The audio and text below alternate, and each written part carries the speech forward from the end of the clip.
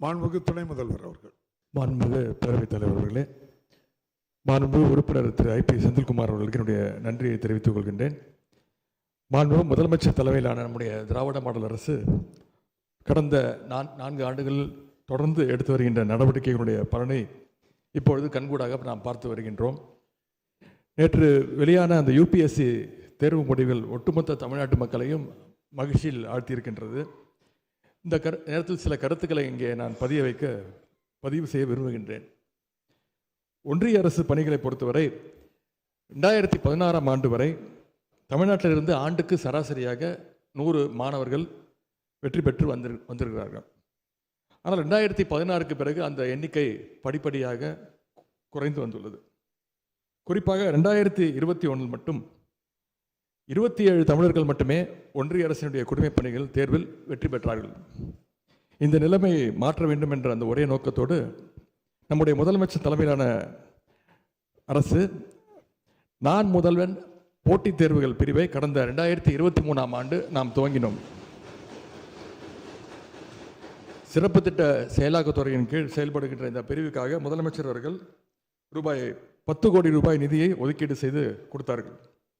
இதன் மூலம் UPSC prelims தேர்வுக்கு தயாராகின்ற மாணவர்கள் 1000 பேருக்கு அவருடைய மதிப்பீட்டு தேர்வின் மூலம் 10 மாதங்களுக்கு தலா 7,500 ரூபாயையும், மெயின்ஸ் எக்ஸாமுக்கு தயாராகின்ற மாணவர்களுக்கு தலா 25,000 ரூபாயையும் ஊக்கத்தொகையாக முதலமைச்சர் அவர்கள் வழங்கினார்கள்.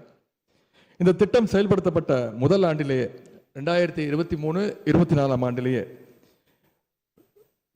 47 தமிழ்நாட்டு மாணவர்கள் யூபிஎஸ்சி தேர்வில் வெற்றி பெற்றார்கள். இது முந்தைய ஆண்டை விட கிட்டத்தட்ட 30% அதிகமானதாகும். அதன் தொடர்ச்சியாகத்தான் இந்த ஆண்டு தமிழ்நாட்டிலிருந்து 57 மாணவர்கள் தேர்ச்சி பெற்றிருக்கிறார்கள். 57 மாணவர்களில் 50 மாணவர்கள் நான் முதல்வன் திட்டத்தின் கீழ் ஊக்கத்தொகை பெற்றவர்கள். அதில் 18 பேர் நான் முதல்வன் உறைவிட பயிற்சி திட்டத்தால் பயன்பெற்றவர்கள் என்பதை இங்கே நான் பெருமையோடு கூறிக்கொள்ள விரும்புகின்றேன். நான் முதல்வன் திட்டத்தால் பயனடைந்த தம்பி சிவச்சந்திரன் யூபிஎஸ்சி தேர்வில் தமிழ்நாடு அளவில் முதல் இடத்தையும், ஆல் இண்டியா ரேங்கிங்கில் அகில இந்திய அளவில் 23வது இடத்தையும் பிடித்திருக்கின்றார். அதேபோல் தங்கை மோனிகா அகில இந்திய அளவில் 39வது இடத்தை பிடித்து சாதனை படைத்திருக்கின்றார்.